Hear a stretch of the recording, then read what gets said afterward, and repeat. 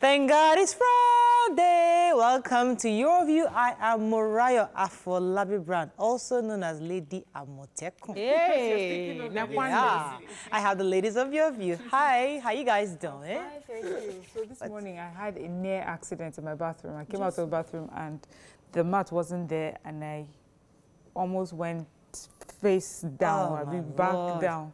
And it just, it just reminded me of a particular story of a young girl who was left at home and, had that. So I just want Nigerians to be careful when you get out of the bath. Please make sure you have that. Bathroom falls are my greatest fear in the bathroom. I'm always so and then careful. The second fear I have is, and this was also in the paper some weeks back, of a person who used the bathroom in a hotel and then electricity through and was electrocuted. And that has happened to me in my house as well. Hey. So I had to just disconnect those heaters. And, with the way things are done in Nigeria, sometimes, these workers, these technicians, it's as if...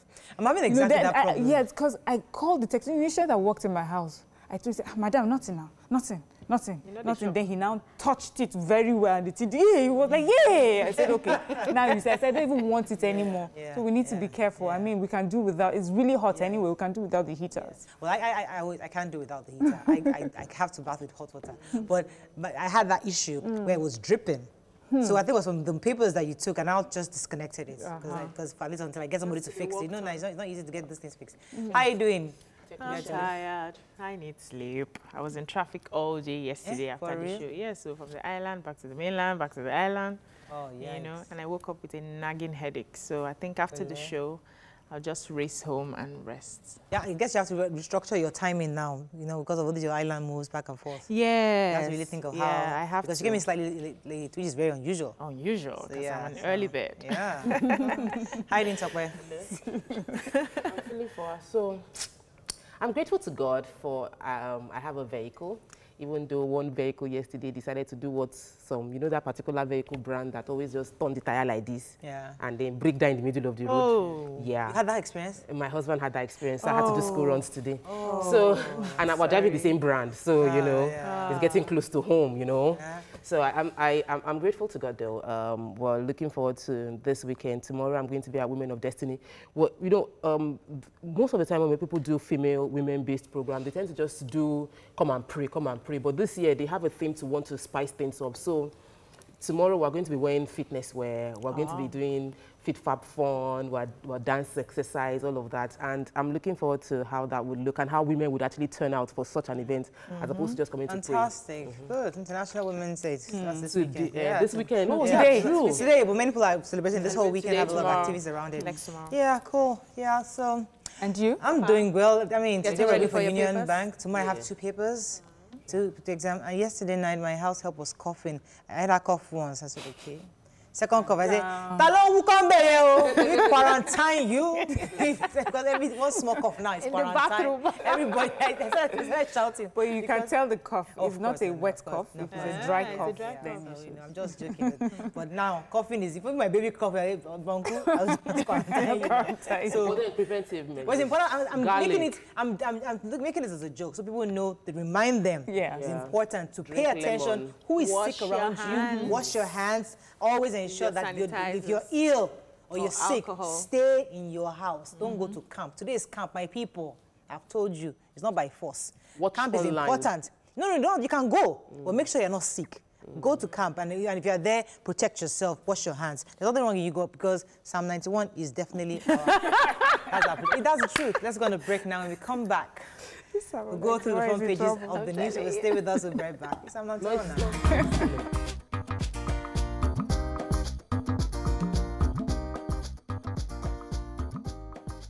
So, talking about what they call it, COVID-19. I heard that one Nigerian wrote it in the papers. Let's start with The Nation. They are after me because of 2023, says Oshiomole. Government goes tough on ASU over payroll. COVID-19 threatens Lagos Ibadan rail completion deadline. Boko Haram kills 6 policemen in Dapchi attack. Jobs or your places PTA teachers on priority list. Okay, and Boko Haram. Yeah, go ahead. Boko Haram. Boko Haram, go ahead. Yes, so the Executive Secretary of Yobe State Emergency Management Agency, SEMA, Dr. Mohammed Goje, has confirmed the death of 6 police officers, saying that it was as a result of the Boko Haram insurgents' attack in Dapchi town on Wednesday. So they've taken those policemen to the hospital. There's Abacha Specialist Hospital, and he was explaining that the ammunitions that these Boko Haram, what they come with, they have very specialized weapons that they can shoot from 800 kilometers to 700 kilometers. So they have to stay from a very far distance and can get you. And the policeman, the average kilometers you can get with your AK-47 is just about 400. So he's just trying to let people understand that the job is enormous. We need to do, we don't just sit back and say the security officials are not doing enough. We need to see that they need ammunition. Talking about COVID-19, I know that the Minister of Transportation was telling us that the workers are still in China. China not allow them to come back to Nigeria, and they had quite a few of equipment still in the seaports. And he was hoping that this can be alleviated very soon, so that these guys can come back and complete the Lagos-Ibadan Express rail lines that was actually supposed to be concluded in the next few months. So our Minister for Finance and Budget and National Planning, Zainab Ahmed, has said that, well, all those ASU members who are not on the payroll should just forget their salaries. She says they understand that when new policies are introduced, there'll always be resistance, but thankfully in this case, about 55% of ASU workers are registered on the platform, and that using this, it has helped them identify over 70,000 ghost workers. So this is something that they are definitely going to push, and all those resisting, well, you also forget your salaries. Let's move on very quickly to The Punch. APC exco crisis. Confusion as Kano High Court upturns Oshomole's suspension. 12 ladies rescued, 3 arrested in Ogun baby factory. Unilag suspends convocation over management tussle. Poly workers, students protest Ikiti collapsed bridge. Senate okays Buhari's $22.7 billion loan. 55 Nigerian oil cargoes unsold as demand tumbles. And quarantine Italian suffers depression. Lagos isolates France returnee. So a Nigerian returned from France, according to the papers. Okay. He had a bit of chest pain and a bit of fever, and he's been isolated. And they just to observe him so far. They've taken some blood samples, and they're waiting for the results to come in. But in a related story, the Italian who's been under lockdown for about 7 days now. He's feeling, he said he needs some kind of psychosocial therapy because he's feeling really depressed at this moment. So, and I think they're going to provide that. He's going to be there for another week, He has been provided that. He has provided They that have provided that, and that they've checked his viral load. It shows that it is leaving his body, that there's no new viruses attacking his body. So hopefully they'll discharge him hopefully in the next 7 days. Hopefully. Yes. Okay, let's talk about the 55 Nigerian oil cargoes unsold as demand tumbles. Yes, so apparently Nigeria and Angola are suffering from the fact that there isn't demand for our oil. So we have 55 Nigerian crude oil cargoes that are not being bought, mainly because China has reduced purchase. Coronavirus has affected their economy, so they're not consuming as much oil as they probably would. And now this is going to cause a delay in the new set we are about to release because we haven't sold off completely previous ones. And so the budget that we're complaining about, the money we think we have, I think our leaders need to analyze these things well before spending money. But interestingly, we're actually producing more crude. According to the papers I read, I think yesterday or 2 days ago, we're actually hitting 2.1 million barrels. But the reason per day, you know, how do we sell it? That's the issue. And doesn't say that. So now we're improving, but actually the sale is not commensurate anymore. So the human interest story, the baby factory. The baby factory, 12 ladies between the age of 20 and 25 have been rescued from this baby factory in Mowe in Ogun State. The place is owned by a lady called Florence Ogbonna, and with her she has 2 accomplices, Chibuke Akabweze and Chibuzo Okafo. So they get these women, they lure them there, and then this Florence gets men to make them pregnant, and then she takes the babies from there. One person was able to escape, reported it to the police, and that's how the rescue mission was Who is just done. Beside us here? Yeah. Not far, so thank God they caught them. Okay. We have to run. Let's go to Vanguard. APC crisis latest. Oshomole rebounds as Kano court sets aside suspension. Gunmen on rampage, kill hotel manager, abduct 8 in Delta, and kill 2 in Zamfara. COVID-19 forced me to adjust a 83rd birthday celebration, says Obasanjo. Igbo still marginalized in Nigeria, says Gowon. South governors to set up security outfit. And Senate okays a $22.7 billion loan as Lawan Abaribe Spa. Okay, I wanted to take the Oshomole story because to the layman, this is quite confusing. Wednesday, we had the court in Abuja suspend the chairman. And then we now have today or yesterday, we have a court in Abuja upturning that in the same court of similar jurisdiction. So High Court and it goes Kano actually, not Abuja. Okay. So we had one court, the same High Court, now another High Court again. So people are wondering, is that right? Is that even legal? Is that even proper? So I think somebody was even saying that the upturning is actually can be nullified because the proper thing is for an appeal, a court of appeal is the only one that can actually upturn a High Court, not a similar court of similar jurisdiction. Shouldn't be able to do that. It reminds me of what the Supreme Court judge said, in that we can't have lawyers that know the law, high-ranking people be trying to boycott and water down the power of our laws. So you know that the High Court has given the judgment, then you go to another High Court and a lawyer is going there to defend something that is indefensible. The presidency, you need to start punishing lawyers more. The presidency was more because immediately after that ruling, Sheldon went straight to Abuja, and he was trying to imply that a few governors, and it was people like the correspondents actually that took the story, is hints that it might be Governor Fayemi of Ekiti, that he's the one that is really championing his ouster because he's trying to be president in 2023. Different versions, but the point is that the presidency didn't actually make an official comment on this matter. The government on Wednesday. Go ahead, please. Yes, so the government have invaded Delta State Asaba. They, took an area over Isela Asaba, and they got to a brothel. They were able to shoot down the manager and kidnapped about 8 other people in that place. So they have the residents of the area are complaining that they've been having issues constantly of this gunmen, of attacks, of armed robbery, of killings and kidnap. So they are appealing to the federal government to try as much as possible to, do what it has promised, which is the protecting of lives and property. They can't just sit back. That's in Benue, right? No, in Asaba, Delta State, But there was one in Benue too, I think. Yes, it happened in Benue and Zamfara as well. Almost the same story. Daily Trust, moving very quickly. Nigeria's debt hits 33.078 trillion naira. Holy Spirit. Man allegedly commits suicide in Anambra over quarrel with his wife. Let's find out the story. 3 Nigerians from France, England, China, quarantine in Lagos. So let's talk about major headline. Go ahead. Okay, so our debt profile has hit $108 billion. So that's over 33 trillion naira.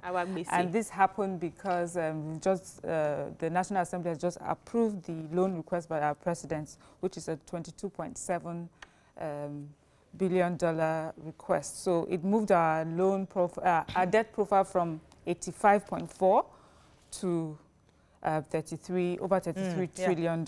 And well, this particular loan that he had asked for, the 8th Assembly had rejected it for lack of details. But this particular National Assembly has approved it because it's supposed to be for infrastructure and so many things. And they said, that everything that they need concerning that loan should be, all the information concerning the loan should be sent to the National Assembly. We have to run off right now, but I have to mention that according to this day, South Africa records the first case of coronavirus. So we just hope that we're not feeling alone in the matter, right? Is that why you highlighted it? UK will not be like Nigeria is the only African country. One person died in the UK, about 16 people in the United States. I mean, it's spreading. Definitely. You guys. And somebody prophesied that by 27th or something. Anyway, let me not go into that. Let's go on a break. It's Friday. We have Nigerian breweries as our guests. Stay with us. We'll be right back.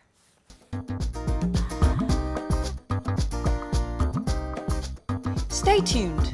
Your View will be right back.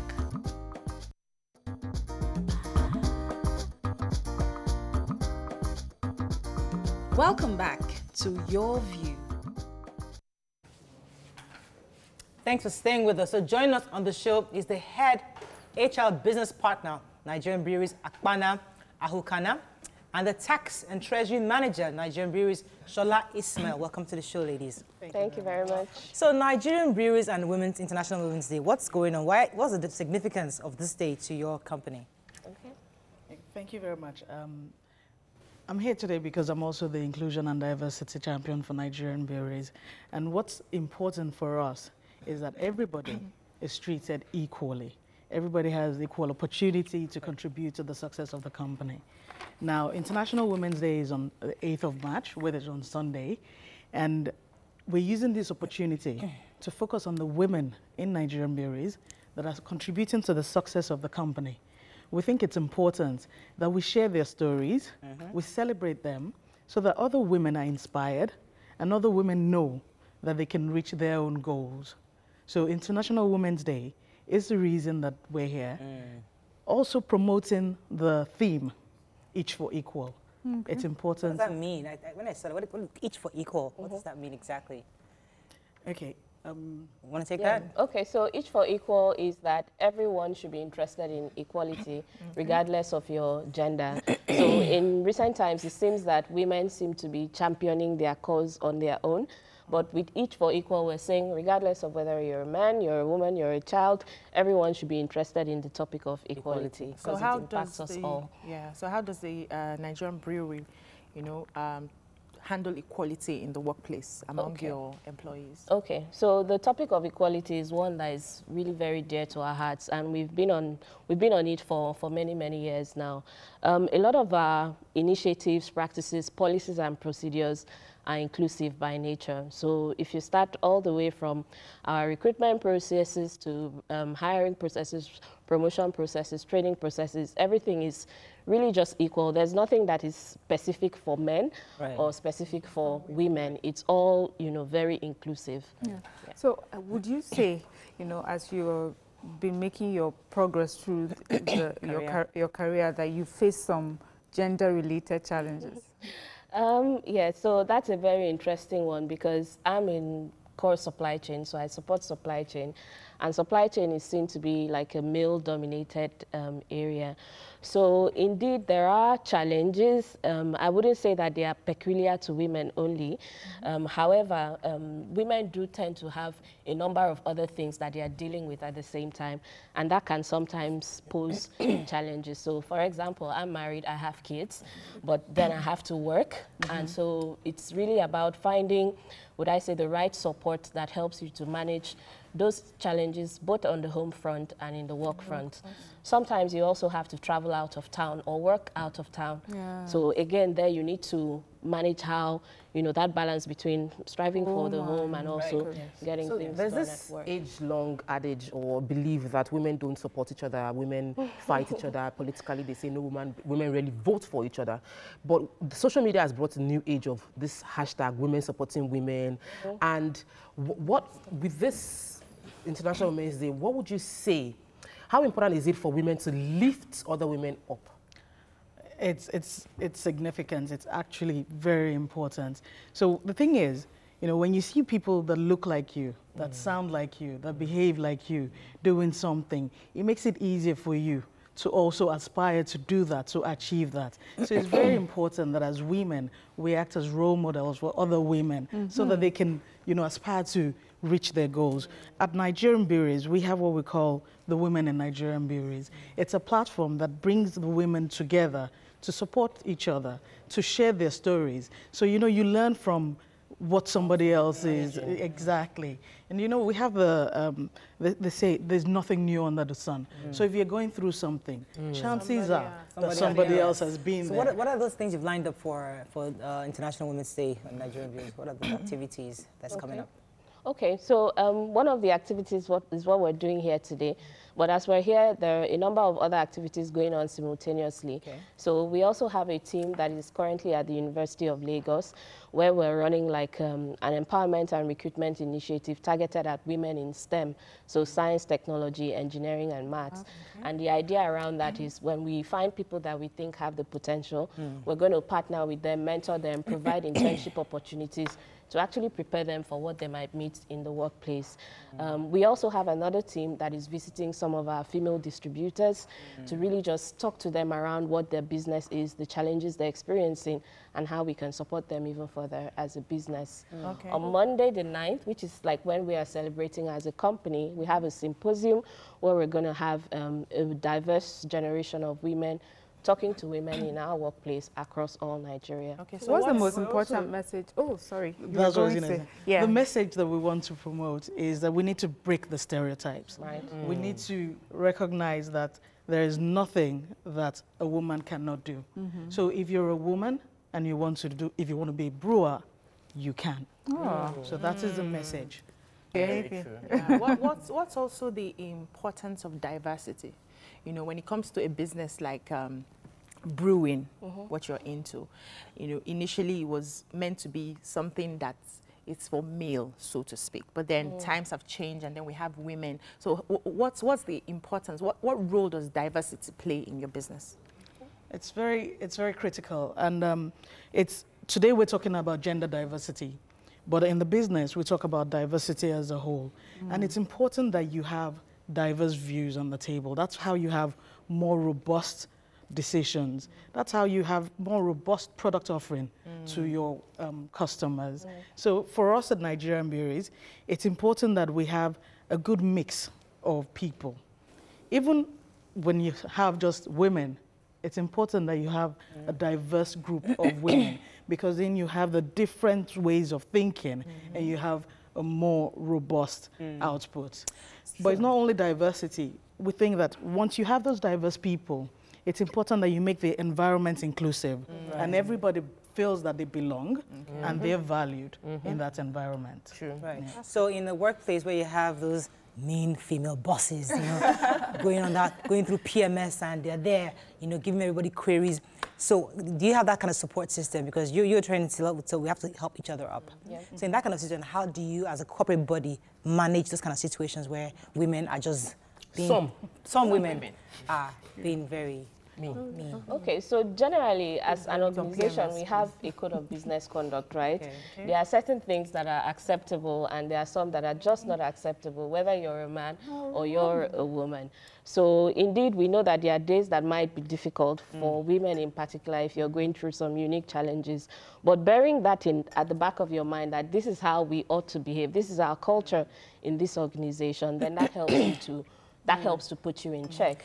We also have a resident clinic, so sometimes when you're really feeling out of sorts, you can go there as well, spend some time there. Do you have a crush like we do? We have a crush. I think it's wonderful. We saw it coming in. Something you can think about too. Yeah. We take pride. We take pride in the fact that we have a crush here. But but thank you so much. Is there any other final message you want to give out there for people to know? Any final messages as I round up? Okay. Yes. I think our message is for all the women out there, and more importantly, for the younger ones that are just about to make that decision as to what do I want to do. Everything is possible. You can do anything that you put your mind to. Great. Thank you so much for joining us. We're going to go on a break now. When we come back, we continue with our hot topic. Stay with us. We'll be right back.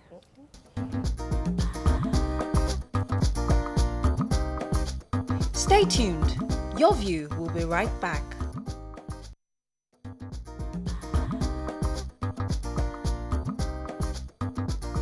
Welcome back to Your View. Thanks for staying with us. So, the House of Representatives recently voted in support of a bill seeking to criminalize casualization of workers by employers in Nigeria after 6 months of engagement. Also, defaulted employers risk 2 million naira fines. Join us on the show to enlighten us is the Chairman Committee on House Service, Honorable Wale Raji. He actually sponsored this bill. Welcome to the show, sir. Now, a lot of companies are not happy with you. Because there's a lot of... I'm sure many Nigerians are happy. Yes. So, of course, because a lot of companies have rejected this bill because they feel that they have the prerogative to retain or let go of staff based on what their needs are. But let me start from the beginning. Why do you think this was an important bill to sponsor in the first place? Well, thank you very much for having me on this program. Now, anybody that is familiar with the situation, the employment situation in Nigeria, who will have appreciated the fact that casualization and outsourcing of employment by companies, particularly those that are supposed to be doing very well, the banking industry, the oil and gas, telecoms, has been an issue. And what it is simply is exploitation of Nigerian workers. Yes. You see, if you look at the figure of unemployment in Nigeria, it's staggering enough that people who are unemployed. But there are many people who are assumed to be employed, but they are disguisedly unemployed. Sure. Because a person that is employed and is denied, it's job security, you are not adequately remunerated for your efforts and contribution to your organization, and you are not sure that the job will be there for you tomorrow. So such a person, although he leaves home every morning, reports in an office, is constantly looking for another job. Sir, so I want to clap for you. Thank you very much. For this bill. Because our job here is to hold our public officers accountable. That's right.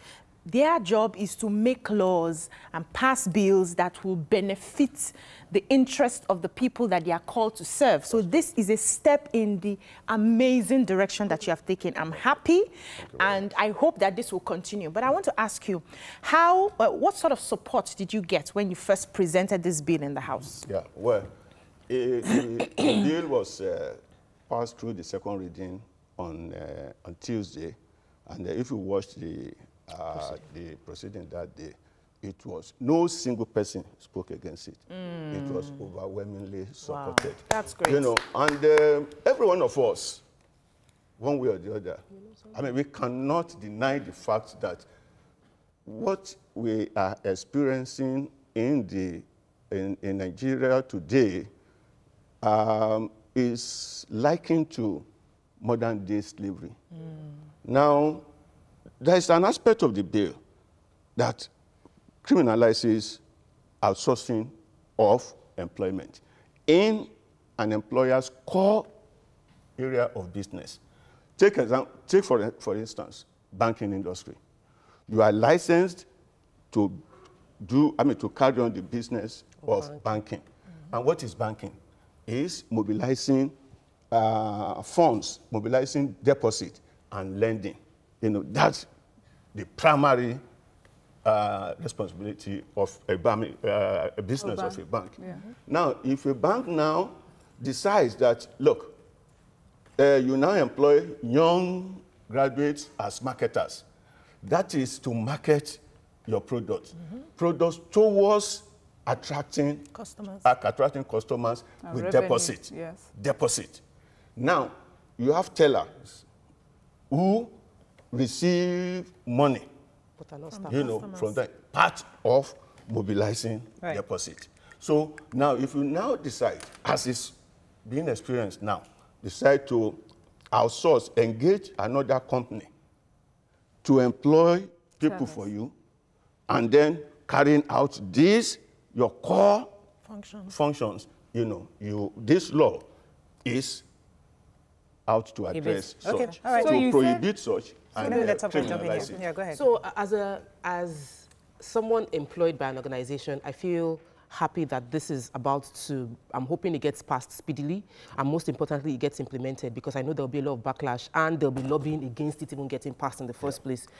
But also as a business owner who's employing people, who's struggling to pay salaries and compensation, which is the real issue many people have, is that you can work for 10 years as a staff of a company. As you can work for 10 years in a company, but because you're a contract staff, you have no compensation, no pension, no health. When you get sick, you don't get paid. When you go on, you take a break, you don't get paid. That is exploitation on every front. Yes.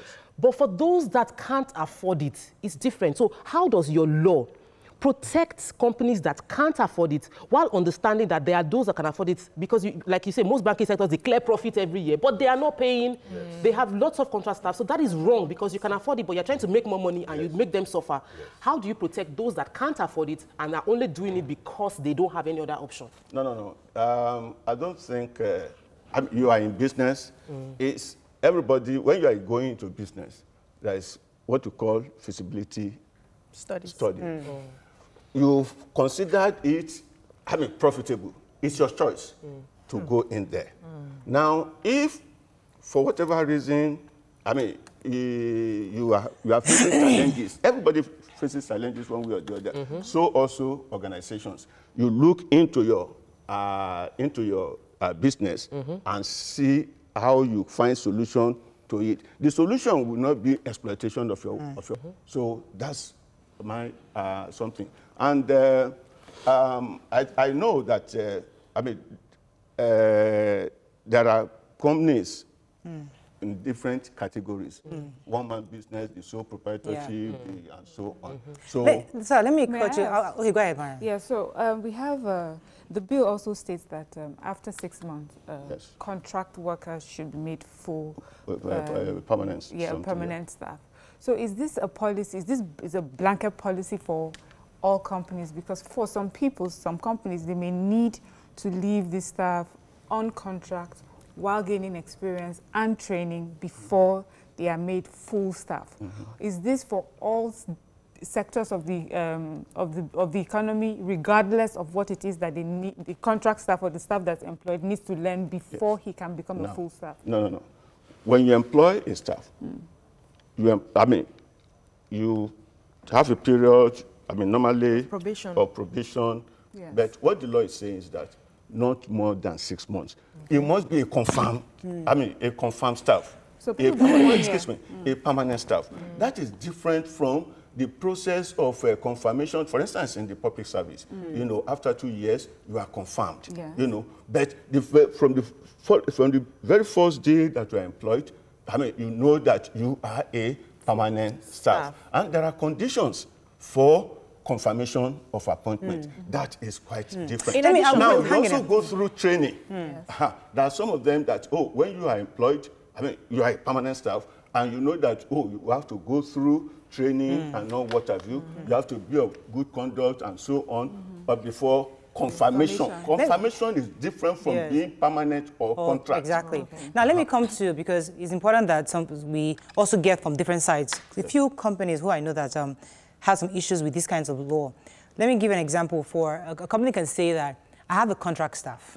Now, a contract staff comes in and for a small amount of time compared to a permanent staff who is here for maybe 8 a.m. to maybe like 6 p.m. Somebody is a contract staff, you come in 2, 3, 4 hours, or you just, your contract for like 2 months or 3 months or 6 months period. That's where your contract ends and starts. That's what you are required for that period. Or your contract is such that you're a few hours. Now, if a company says my policy does not, I cannot give you the kind of compensation I give a permanent staff, because you as a contract staff, you have multiple other things, you have things that you're doing, but you're there for a few hours. I have a permanent staff who are there, they have given 8 hours of their day every single day. I have the responsibility to ensure that I give them certain privileges. Now, when people start saying that that's a problem, what would you say as a law? Do you support, do you protect those kind of companies that they have good intentions for their permanent staff versus those that are working on contract? No. The spirit, when we are looking at this law, and any law for that matter, there is the spirit of the spirit and the letter of the law. Now, those that we're talking about, in most cases, they are not providing, they are more of consultants. And the terms of agreement, is defined. Now, they are quite different from, the regular staff who are there to carry out, to render services towards, achieving the aims and objectives of the organization. You know, so that's quite different. Okay. For instance, I mean, organizations do engage consultants from time to time. They also do engage people who provide other services. For instance, cleaning services and all what have you. All those are not core.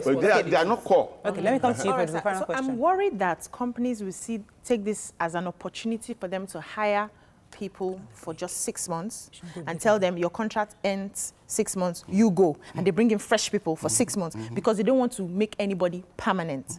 What is the guarantee that your law will protect against having companies with these intentions? It provides for penalties, you know. Okay. I mean, you risk jail terms, you know. The directors of the company, you know, I mean, they risk jail terms, you know. They also fine, you know, and some other punishment can also be when they are caught. Let's go on a quick break. When we come back, we'll continue the conversation. Stay with us. We'll be right back. Thank you.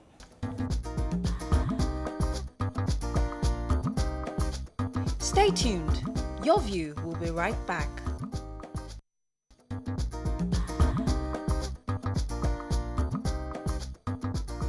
Welcome back to Your View. Thanks for staying with us. Yes, somebody had a question. Okay, yeah, so I was saying that the question she asked was, you know, the bill says 6 months and then you can relieve the person. Yes. And this is where I like this bill because it's well thought out. So they understand that people may want to use that loophole and say, okay, every 6 months I'll employ and in 6 months. But the cost of letting that person go is so high that it may be even more expensive to let the person go than to stay. So for the person that you're letting go, what does the bill say? After 6 months, after 6 months, if you are disengaging the person, you will treat him as a permanent staff, and all the entitlements due to a permanent staff must be given to that person. That holds them right there. So I wanted to ask another question because, like Mariah said, highlighting the fact that legitimately some companies can't make you a staff because your job is timed. Maybe there's a facility going up and all of that. Within that period, you are only working on this project. It's a project-tied kind of employment. What about the health benefits and health protection that should happen if anything happens to that person while the person is working for you? Is that in any way covered with this new law? Look, what this law is saying is that after 6 months, everybody, once you retain that person, must be treated as a permanent, and all these conditions, terms and conditions, benefits of every other staff should come to them. That's now. Okay, go ahead. Okay, in the case of the issue raised by Mariah earlier, I've said it. Now, if for instance, it becomes necessary for TVC, for instance, an organization, to look into certain areas of operation, and they need consultants. So probably for 3 months or so, that's a different something. So the contract is defined. But in this case, it's addressing the regular employment. Let me take this call from Hassan. He's been holding for a while. Hassan, are you there? Good morning, everybody. Morning. Go ahead, please. I wish to congratulate the Honorable Raji from Ekwe constituency for taking a bold step to fight this slavery we are going through in Nigeria. But one thing is very clear, that the road to hell is paved with good intention. But please, what are you doing to differentiate between the chaff and the grains? There's a need, you have a long way to go over this bill, to differentiate between the upcoming SMEs that are trying to find their footage and already established companies with core feasibility studies like banking, oil industries, and coal.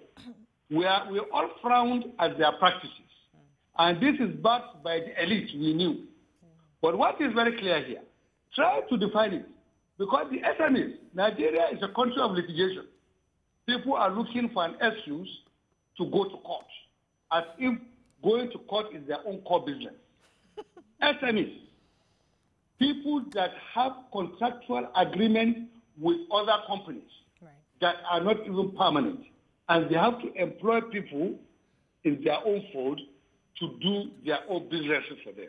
There's a need for you to differentiate between those two categories so that when you are having your bills, it will be well explicit and quite understandable to Nigerians. Congratulations for the year. Thank you very much, sir. I wanted to talk about the international companies that exploit Nigerians. Yes. So this law obviously covers them too, because I know there have been quite a lot of complaints. Companies operating within Nigeria, licensed to, to operate within Nigeria. So the law applies. Okay, so we have a few tweets. This YB Goji says, God bless Honorable Wale Raji for this bill, but the issue is banks. He specified a particular bank, but bigger companies always have a way around this. They hire and let go before the contract expires, and they repeat the cycle on and on. How does the bill, yes, we know what some of them do. For instance, I was told in the course of, I've received so many calls, and so many people have shown interest in this. A particular person told me about a particular bank that you are engaged for 2 years. At the expiration of your 2 years, they terminate you or something. You apply again.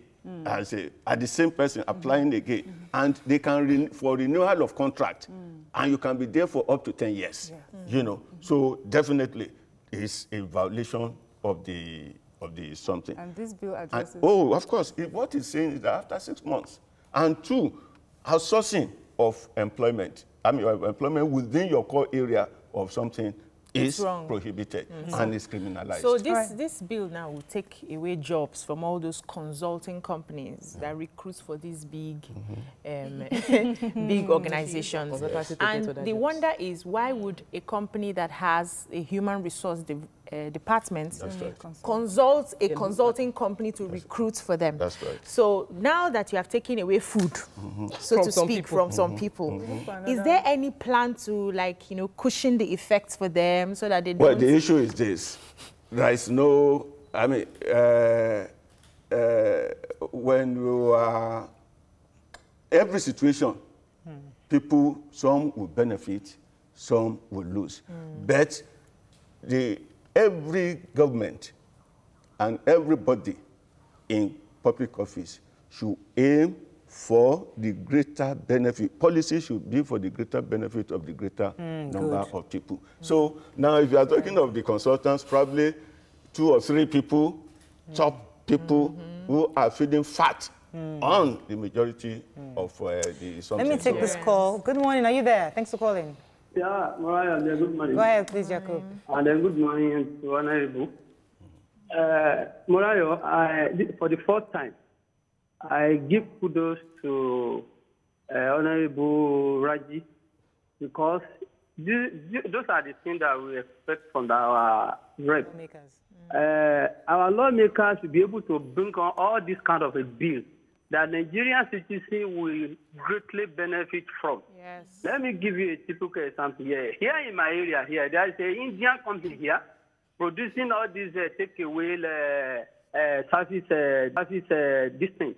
And then they will employ these dropout children from secondary school, from people that even seeking for admission into special institutions, but yet not getting the admission. They will employ them. Before you know, 1 month, 2 months, they let them go. Bring another people in. See, Honorable, I want to ask the question here. As far as I'm concerned, the bill is okay, but the question is this. If this bill passed through, the enforcement of this bill, how are we going to go about it? Because Nigeria know how to cut corner. You put 6 months there. And then do you know that when they know that it's 6 months, they will just bring it back to 5 months because they can do it. Because all these Indian families, they are using us as a slavery. So what do you do to the enforcement of that very particular bill? Thank you very much, Jacob. Well, we are in a participatory democracy. Now, a bill is not, it's a process, the process of enacting a law involves, we have passed a stage now. The next stage is the public hearing, where everybody, will be involved, to make input. And 2, everybody is now becoming conscious of what you are doing today now is publicizing the bill. Now, Honorable Yakubu, let me give you that title. Honorable Yakubu, you are, with what is happening now, you are aware that this bill exists. Now, the provisions of the something, there are penalties for violation of the something. And the Ministry of Labor, they have factory inspectors and all what have you. They have the arrangement there within the ministry for inspection of factories. Who do we report to the Ministry of Labor? Ministry of Labor, and also I'm sure also in various states, we have the Ministry of Commerce and Industry, so to report to. Maybe we should whistleblowing. Yes, whistleblowing and all what have you. Okay. And also, in case of, breach of individual rights, with respect to this bill and any other bill, you have your representatives. Make use of their representatives. People present petitions on a daily basis, in the House. When their rights Good morning, are you there from Abuleba? Go ahead, please. Go ahead, please. You're live. Hello? Yes, you're live. Go ahead, please. This is Benin calling from Abuleba. Yes. Go ahead. This is a very good. I appreciate this the bill. But the challenge is most of the companies, most of the organizations in Nigeria, Lagos in particular, are using contract staff. So in this case, they give you 2 years, 6 months. After these 6 months, according to your bill, if you are not a staff, or if they don't, who do we report to? What do we do? Because somebody made mention of the Indians. They don't allow labor or union in their organization. So how do we go about it? Yeah. Thank you. It's all right. Well, just like I said that, just a repeat of the question asked earlier. We have the Ministry of Labor and we have the Ministry of Commerce and Industries in all the states of the Federation. And in case of, if you are not getting the right attention from any of these agencies, you have your representatives. Make good use of your representatives. Let me take Bring all these your complaints to them. Let's take a few table it in the House. So Omo Ayan says the bill has been explained by the Honorable and is targeting the private sector. What happens to administrative flaws in the public sector? Inclusive of the public sector. Oh. It's inclusive of public sector because if you are talking of casualization, it exists also in the public sector. You will see some government agencies also employing temporary staff. It's against the law. Abroad, they have temps. The people actually, companies actually have temporary staff. Is that not part of what is that part of the law backs some of companies to actually have temps? Is that not correct? Well, temporary staff for how long? And not in your core area. Not in your core area. Not in your core area. You are registered as a company producing textile, for instance, and you now outsource. You now get another company, probably a sister company of yours, to now provide workers in that area. Let me take this call, then I'll come to you. Good morning. Are you there? Hello. Good morning. Yes. Go ahead, please. Morayo. Yes, you're live. Go ahead, please. Okay, I just want to commend your show. I love the way you anchor the program, and everyone else on your show. As for the Honorable, I want to thank you so much. Thank you. Is that it? All right. Thank you for calling. So, go ahead. I wanted to, talking about enforcement now, and I know that most of you, our lawmakers, are not really in touch with the environment, so to speak. So you may not know the names of the companies that do all of this shady business, like all these Indian companies, the Lebanese companies, and all of that. Some are hidden in very strategic places. So do you have plans to work with labor in terms of enforcement so that they can fish out all of these companies? Any plan like that? Well, I mean, it is the primary responsibility. I mean, protection of the interest of workers is the primary responsibility of the labor union. I mean, so what this law has done has been to empower them, to fight for the rights of their people. Members. Yeah, so because all Nigerian workers, I assume, are by one way or the other members of the trade union, one union or the other. Yes. So you're getting lots of praise from everyone. Andrew Streatham says, fantastic. I didn't know we have good legislators in the House. Thank you. Wish we could have more people like him. I'm an employer and I believe in equity and fairness for all workers. Thank you. But PJ Comedian is afraid. He says this means that companies will be laying off casual workers before the clock 6 months. What will happen then? But I think you already responded to that. Yes. So I so much like the plan to scrap contract staff. This is Remy, and I have people employed for 5 years and counting, still a contract staff. How do you let people expose this to the government discreetly? Oh, well, just like I said, I mean, I will still repeat it. We are not making good use of our representatives. We are not making good use of our representatives. Things will happen. It's not just, oh, I mean, writing to them,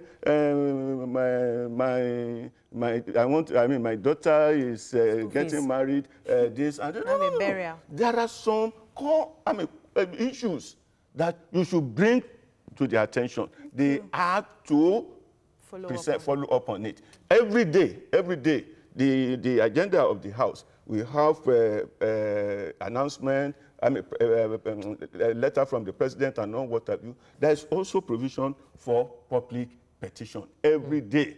And we have a committee on public petition. I've had cause to use that opportunity in the last assembly, you know, of a constituent of mine who got electrocuted in the course of, and he lost his 2 arms in the course of working in a company. The matter was taken up, and the committee has awarded compensation. So we are now working at the stage of getting that compensation paid to the person. So these are some of the things. To you? Oh, it was brought to my attention. I visited him at home and got the something. We need to go on a quick break. When we come back, we'll continue this conversation. Stay with us, we'll be right back.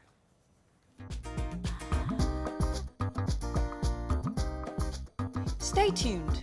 Your View will be right back.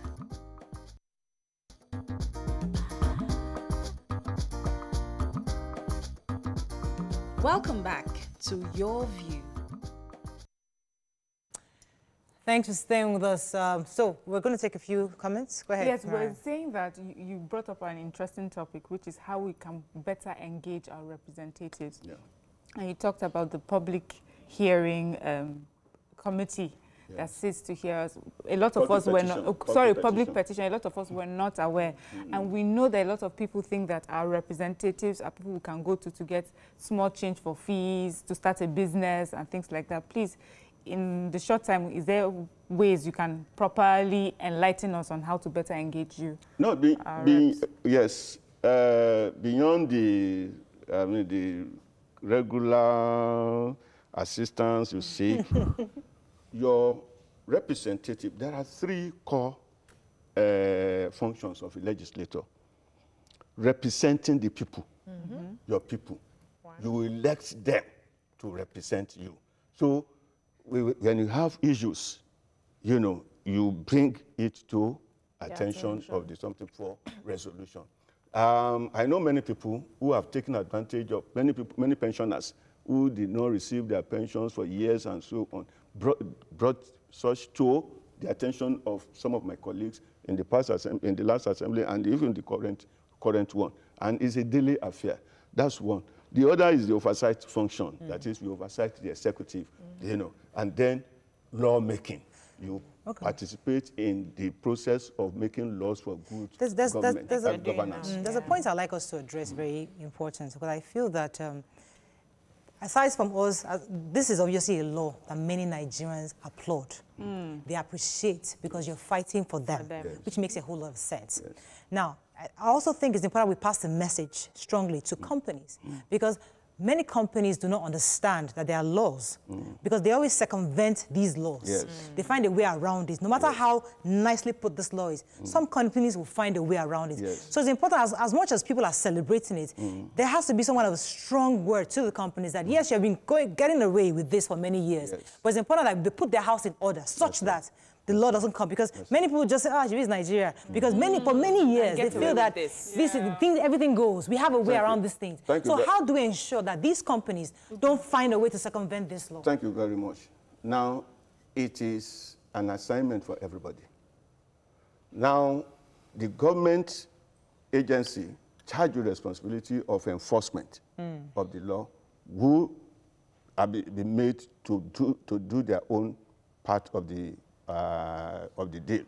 Now, my advice to Nigerians, particularly Nigerian workers and the trade unions, is to take ownership of this law and ensure implementation.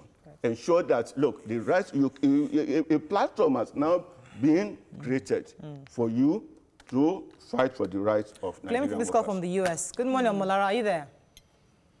Good morning, I'm there, Mariah. Go ahead, please.